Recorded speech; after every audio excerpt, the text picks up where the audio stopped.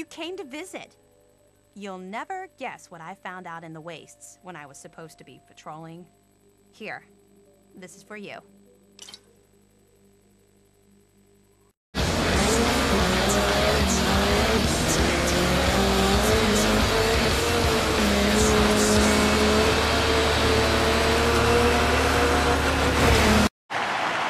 Williams to serve. 15 love. Hello, James Stewart here to talk to you about the Sony PlayStation 3. Now the PlayStation 3 is of course Sony's third games console that was released in 2006. It goes head to head with Microsoft's Xbox 360 and the Nintendo Wii, as I like to call it. When the PlayStation 3 was first announced, it had quite a lot of buzz about it because supposedly it's this really powerful piece of hardware, like people are going to build supercomputers from them and so on. When it was released, it was very expensive, but quite worth it as it had a built-in Blu-ray player amongst other things. And having the Blu-ray player built in certainly helped Blu-ray defeat other forms of HD DVD at Microsoft. The version I have is the 40GB model, 40GB being the hard drive, which is upgradable when Sony allows you. Yes, a problem with the PlayStation 3 is it gets updates like every minute, and some updates ruin things. They make the PlayStation 3 not work properly, a bit like using Windows really. For example, there was a update that stopped people from being able to upgrade their hard drive. Also, there was a bug this year in March which caused the PlayStation 3 to think that was a leap year, which stopped people from being able to get online on their PlayStation 3 and playing games and so on. But Sony did sort that out quickly with an update. Let's have a look at the front of the console. See that it sucks in the discs like on the Nintendo Wii, not that Sony are copying. Nintendo also has a touch sensitive control, so you can just touch it and it ejects the disc or turns the power on or off. Also at the front of this model are two USB ports. The USB ports can be used for charging the official controller as it has a built-in rechargeable battery, and also for connecting accessories such as a keyboard or mouse. A good thing about PlayStation 3 is it accepts some PC accessories such as keyboards, so you don't have to pay out for expensive add-ons like in the old days. As for at the back of the PlayStation 3, we have the mains connector, we have the standard definition AV port, Ethernet connector, it's got wireless built in as well, and the HDMI port for high definition TV and monitors. Now the standard definition AV port is the same one as on the PlayStation 1 and PlayStation 2, so you can use a PlayStation 1 AV lead on PlayStation 2 and PlayStation 3, much like how you could use the SNES AV lead on the N64 and GameCube. Not that Sony are copying Nintendo in any way. A word of warning: if you do use a HD TV or monitor on PlayStation 3 and then you try and use a standard definition TV or monitor, it won't work. You have to enter a secret password and stand on your head. No, you have to hold the power button longer or something that resets it to standard definition.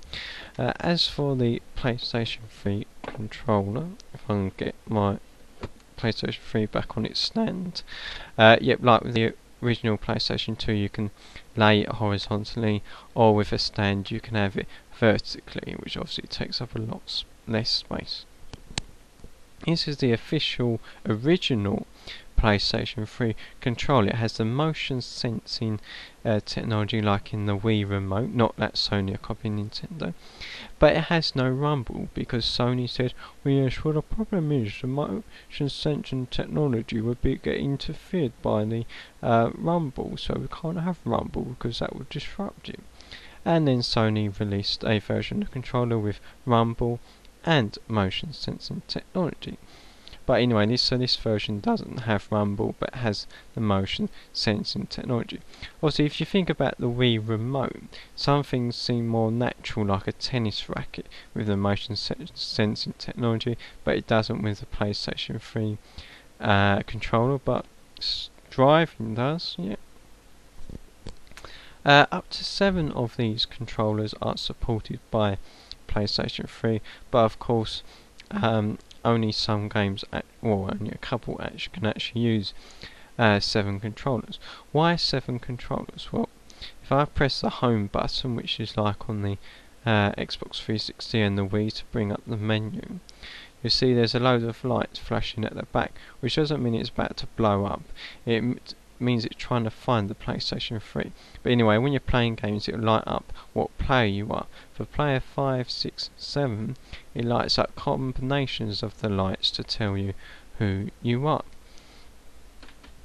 Also have an unofficial PlayStation 3 controller, which uses ordinary batteries. Now, I suppose you could recharge them up and then put them in the controller, because it is an unofficial one. The official controller, by the way, uses Bluetooth radio wireless technology, but this unofficial one doesn't use Bluetooth, instead uses this USB receiver. It's still a form of radio wireless technology. Nice thing, it's got a switch at the back of this receiver, so it'll work on PC or PlayStation 3, but apparently it is possible to use your official PlayStation 3 controller on a PC. Sorry, I didn't want Sony to hear that. As for the games, well, I showed you a few, but game cases. The PlayStation 3 game cases are actually a lot smaller than the standard DVD size cases as used by the Xbox 360, for example. So if you buy a PlayStation 3 games, then that's better for the environment. But then again, if you just download them anyway, it would be better for the environment anyway. I just want to mention the install other operating system option. Originally, the PlayStation 3 had the ability to install another operating system, such as Linux, which would have been a really good way for people to be able to develop games and other software on the PlayStation 3, actually on the PlayStation 3.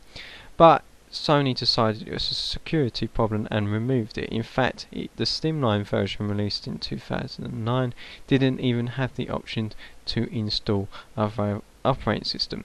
Ironically, after Sony removed the install other operating system option, a group of hackers managed to hack the PlayStation 3, so there you go.